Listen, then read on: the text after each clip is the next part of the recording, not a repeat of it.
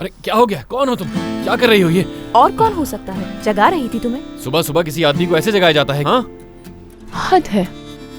जानते हो, एक लंबी फहरिस्त है आदमियों की जो मुझसे इस तरह जागना चाहते हैं। अच्छा, तो कितने आदमी हैं? कौन लोग हैं वो? तुम तो फौरन ही जेलस हो गए। नहीं, मैं बिल्कुल भी जल नहीं रहा हूँ किसी से, बल्कि सिर्फ जानना चाहता हूँ कि आखिर हैं कौन लोग हैं। फजूल सवाल छोड़ो, पहले मेरी एक बात का जवाब दो। ठीक है, बोलो। झूठ क्यों कहा तुमने? अब कौन सा झूठ बोल दिया मैंने? पता है, मैंने क्लिनिक फोन किया था पर तुम वहाँ मौजूद नहीं थे। अच्छा, तो तुम अब क्लिनिक वगैरह भी संभाल रही हो? तो क्या मैंने कहा था कि मैं क्लिनिक में हूँ? नहीं ना, लेकिन मैंने कहा था कि मैं ड्यूटी पर हूँ, है ना? और मरीज कोई और नहीं बल्कि मेरी बेटी थी। लेकिन रुको एक सेकंड, बल्कि मुझे ये बताओ, क्या इस तरह से हिसाब मांगा करोगी मुझसे? अच्छा, अब खत्म करो। और ये मुझसे जरा बीवियों की तरह सवाल करना बंद करो।